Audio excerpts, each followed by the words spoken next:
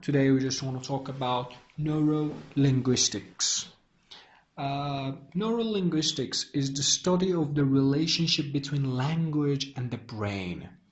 Everything happens in our brain, and the main computer of our body is our brain. And there are some important parts that can help us to talk. Today we just want to talk about these parts.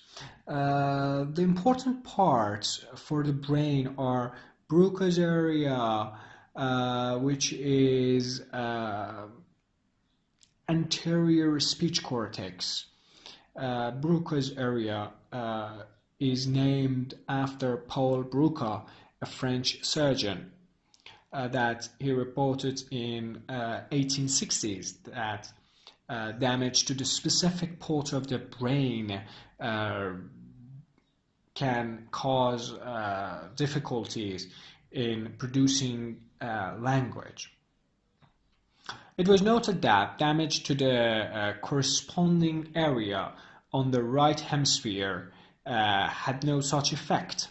This finding was first used to argue that language ability must be located in the left hemisphere, and since then has been treated as an indication that Broca's area is crucially involved in the generation of spoken language.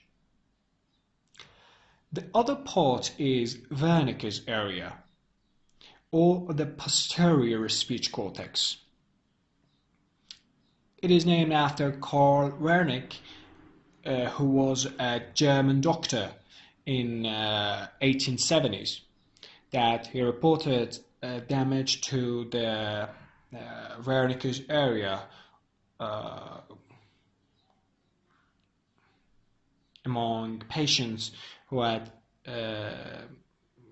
this difficulty can cause speech comprehension, which means damage to Wernicke's area can cause difficulties in speech comprehension. These findings confirmed the left hemisphere location of language ability and led to the view that Wernicke's area is part of the brain crucially involved in understanding of speech. The other part is motor cortex and the arcuate fascicles.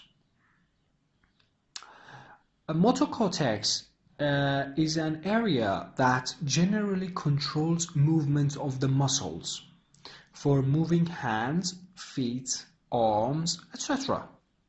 Close to the Broca's area is the part of the motor cortex that controls the articulatory muscles of the face, jaw, tongue, and larynx.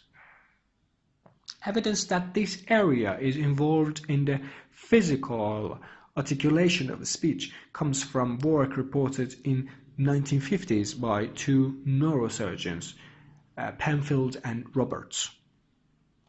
These researchers found that by applying small amount of electrical current to specific areas of the brain, they could identify those areas where the electrical stimulation would interfere with normal speech production. The other part is arcuate fascicles. Arcuate fascicles is a bundle of nerve fibers.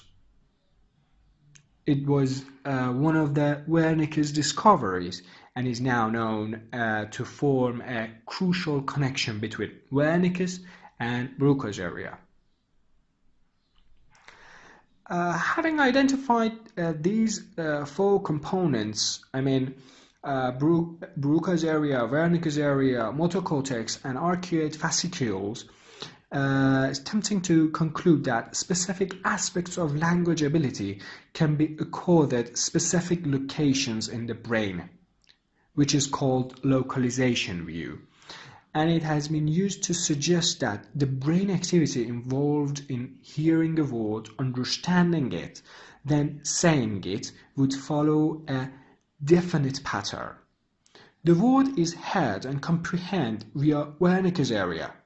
This signal is then transferred via the arcuate fascicles to Broca's area, where preparations are made to generate a spoken version of the word. A signal is then sent to part of the motor cortex to physically articulate the word.